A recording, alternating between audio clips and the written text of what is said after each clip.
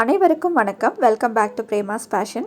இன்றைக்கி நம்ம சேனலில் டாப் குக் டூப்பு குக்குங்கிற ப்ரோக்ராம் சன் டிவியில் போயிட்டுருக்கு இல்லையா, அதில் விஜயன் மாஸ்டர் பண்ண நீலகிரி வெஜிடபிள் குருமா எப்படி பண்ணுறதுன்னு பார்க்கலாம். அதுக்கு ஒரு ஜாரில் 2 கிராம்பு, 2 ஏலக்காய், 1 இன்ச் பட்டை, 1 டீஸ்பூன் சோம்பு, 1 இன்ச் இஞ்சி, 5லேருந்து 6 பூண்டு, காரத்துக்கு 2 பச்சை மிளகா, ஒரு கைப்பிடி நிறைய கொத்தமல்லி, புதினா, அரை கப் தேங்காய், 10லேருந்து 12 முந்திரி, 1 டீஸ்பூன் கசகசா, இது எல்லாமே சேர்த்து கொஞ்சமாக தண்ணி ஊற்றி அரைச்சிக்கோங்க.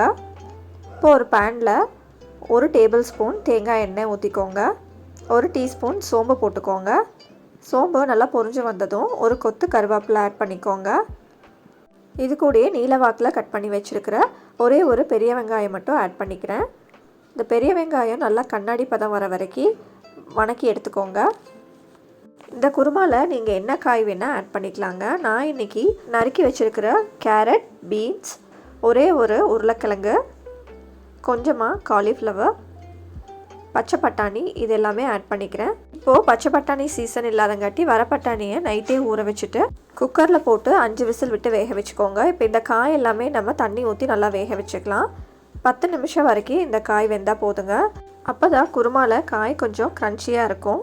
இந்த காய்கறி குருமாவில் நீங்கள் சோயா சங்க்ஸ் கூட ஒரு 10 நிமிஷம் சுடு தண்ணியில் ஊற வச்சு ஆட் பண்ணிக்கலாம். இப்போது நம்ம காய் எல்லாமே வெந்துருச்சு பாருங்கள். உருளைக்கிழங்கோ இல்லை பீன்ஸோ எடுத்து நீங்கள் அமுக்கி பார்த்தீங்கன்னா நல்லா வெந்திருக்கும். இது கூட நம்ம இப்போது 1/4 கப் தயிர் சேர்த்துக்கலாம். இந்த தயிர் எதுக்கு ஆட் பண்ணுறோம் அப்படின்னா, நம்ம இந்த காய்கறி குருமாவில் தக்காளி ஆட் பண்ணல, அதனால் நம்ம தயிர் ஆட் பண்ணிக்கிறோம். இப்போ நம்ம அரைச்சி வச்சுருக்கிற விழுதை இது கூட ஆட் பண்ணிக்கலாம். நல்லா மிக்ஸ் பண்ணிக்கோங்க. இந்த குருமா கெட்டியாக வேணும்னா நீங்கள் தண்ணி ஆட் பண்ணாமல் இப்படியே விட்டுறலாம்.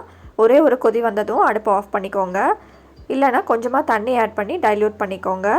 இந்த கிரேவி பார்த்திங்கன்னா சப்பாத்திக்கு, தோசைக்கு, இடியாப்பம்க்கு எல்லாத்துக்குமே சூப்பராக இருக்கும். இப்போது நம்ம தேவைக்கு தகுந்த மாதிரி உப்பு ஆட் பண்ணி மூடி வச்சுட்டு ஒரே ஒரு கொதி வந்ததும் அடுப்பை ஆஃப் பண்ணிக்கலாம். கடைசியாக பொடிப்பொடியாக நறுக்குன கொத்தமல்லியும் தூவிக்கோங்க. இப்போது நம்மளோட நீலகிரி காய்கறி குருமா ரெடி ஆகிடுச்சு. நீங்களும் உங்கள் வீட்டில் ட்ரை பண்ணுங்கள். ட்ரை பண்ணி பார்த்துட்டு மறக்காமல் உங்கள் ஃபீட்பேக்கை கமெண்ட் பாக்ஸில் கொடுங்க. நான் உங்களை இன்னொரு வீடியோவில் மீட் பண்ணுறேன். அது வரைக்கும் நன்றி, வணக்கம்.